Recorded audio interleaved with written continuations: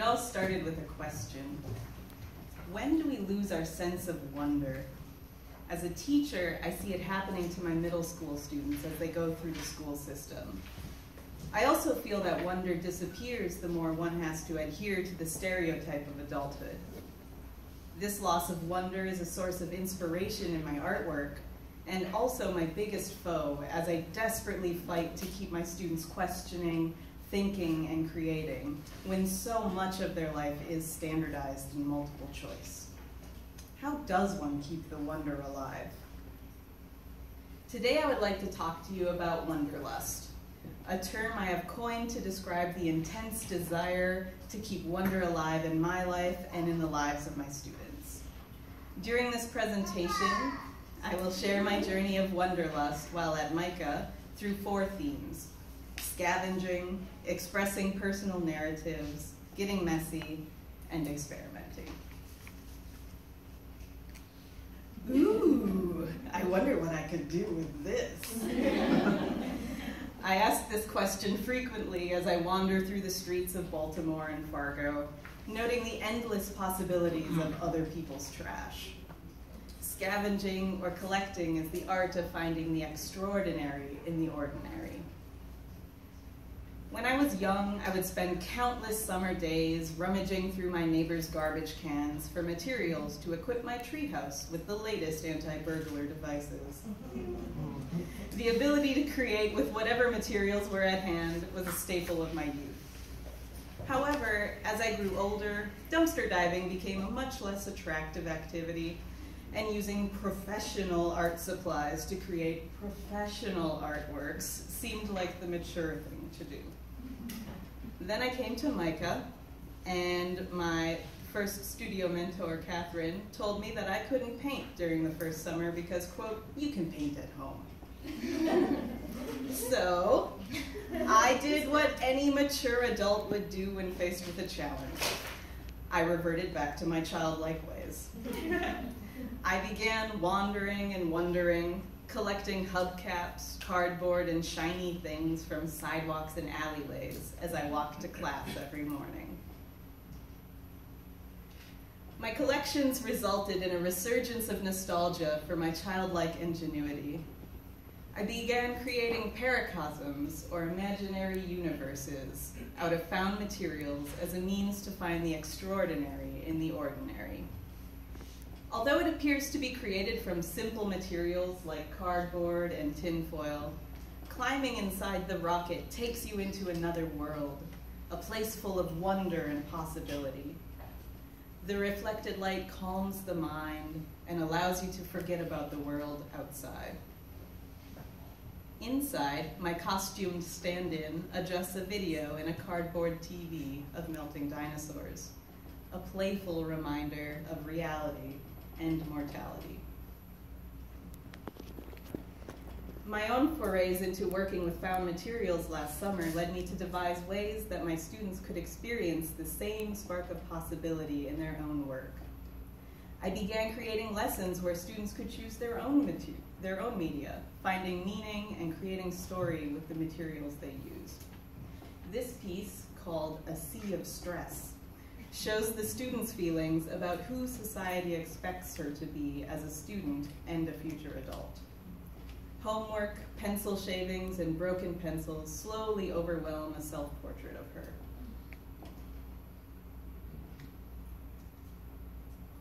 When my 8th graders were asked to create a self-portrait that expressed their inner identity, using whatever media they felt would best complement their concept, I was surprised at the depth of meaning students felt in their choice of materials. This student chose to use a pair of tennis shoes and chewing gum as a metaphor for being small for her age. She explained that she feels like no one takes her seriously because of her size and timid nature. She always felt like she was being stepped on. In the case of many students' artworks, objects became metaphors for feelings and moments. Incorporating found objects and personally meaningful media helped my students express personal narratives. Creating narratives in my own artwork led me to ask, I wonder how I can talk about serious issues in a playful way. I began this series of work as a way to combat the pressures of being an adult. My paintings investigate themes of aging and death through the guise of extinction metaphors. I use the frequently destructive and apocalyptic settings as a way to mimic the clouds of vitriol and fear that we are barraged with in the media and contemporary discourse. Meanwhile, I, clad in my homemade, adult-sized toddler's dinosaur costume, am seen patiently riding out the storm, more concerned with the rigors of playtime than the entropy around me. My work became more seriously playful this year as I became interested in the increasing coverage of the pillaging of my home state of North Dakota for its abundant fossil fuels. Noting the obvious connection between oil, coal, and dinosaurs, I found a way my narratives could tell a larger story of destruction. To the Victor Go the Spoils is based on the strip mining practices that take place just north of my hometown. When a mine is cleared of all valuable material, the mining company often moves on to the next spot, leaving it up to nature to heal the scarred earth. The grassy remnants of strip mines are called spoils, something one sees frequently when driving through central and western North Dakota. Turning coal excavation into a child's sandbox game allows me to call attention to the unchecked plundering of natural resources and desecration of the landscape around me, as if, like sand, it could so easily be put back to the way it was. The explosion in the background of this image depicts the result of a derailment of a train carrying Bakken crude oil that took place in Castleton, North Dakota last year. I vividly recall seeing the enormous plume of black smoke from my apartment window 20 miles away, and wondering if next time the explosion would be in my backyard. In the foreground, I am shown crashing toy trains together, mimicking the more recent derailment of Bakken oil cars in West Virginia. It is my hope that the image can bring up the question to the viewer, what is it that we are playing at here? My facetiousness has become a sort of defense mechanism, and creating playful paintings to express these stories has become a way for me to process difficult situations. During my first summer at MICA, not only was I discovering new ways to investigate personal narratives, but I was also learning how to provide those same introspective opportunities for my students through the use of holistic teaching. I had always had a holistic philosophy of teaching, but I did not have the skills to actually implement it prior to this program. After the first summer, I rewrote some of my curriculum to reflect the personally relevant, student-centered strategies I learned so that my students could explore important ideas about themselves and their world. I was so excited to see such positive results. The students in this image are creating a stop-motion video using the theme of identity and fitting in as a starting point. These 8th graders had some serious insights about life in their video.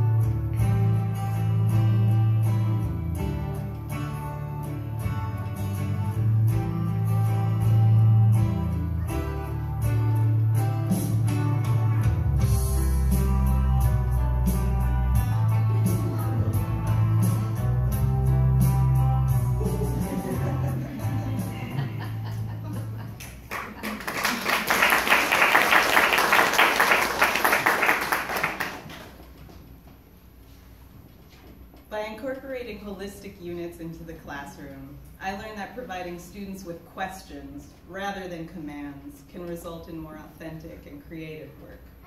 Holistic units allow students to explore media and concepts more deeply. I wonder what would happen if I let them make a mess. Art education scholar Judith Burton wrote that adolescents are often torn between the acquisition of technical skills in art and the urge to create with their whole body, returning to the powerful embodied responses to materials that were last seen in early childhood.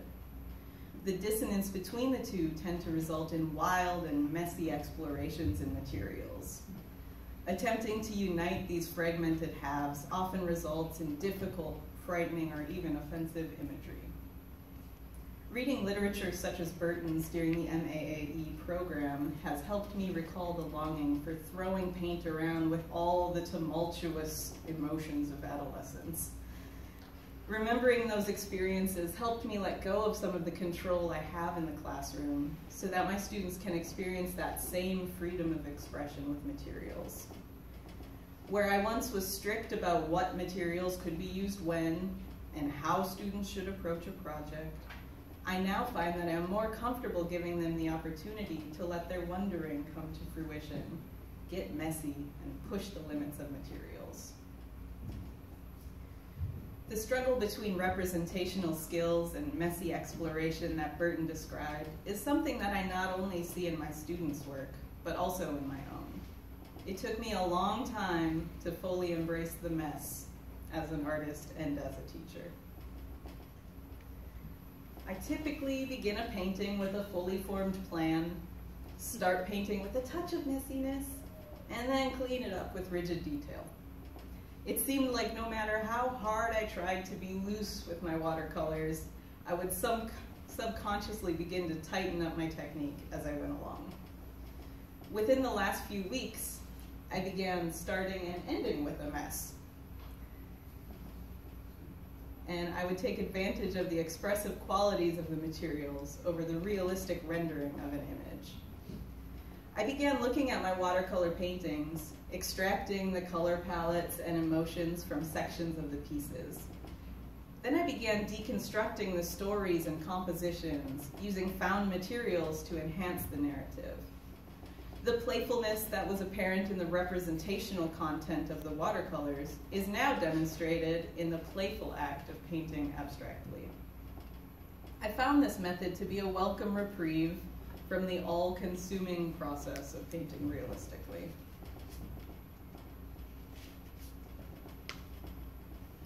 I wonder what would happen if I tried this. My time at MICA has taught me the value of taking risks and relinquishing fear to experiment with materials and ideas, both as an artist and as a teacher. Even venturing to Baltimore from North Dakota was, in itself, an experiment in letting go in fear. I reasoned with myself, if I'm afraid of trying new things in my own life, how could I possibly expect my students to want to take risks in my own classroom? When new opportunities would present themselves throughout the past 14 months, I would remind myself that I came here to loosen up and to take risks.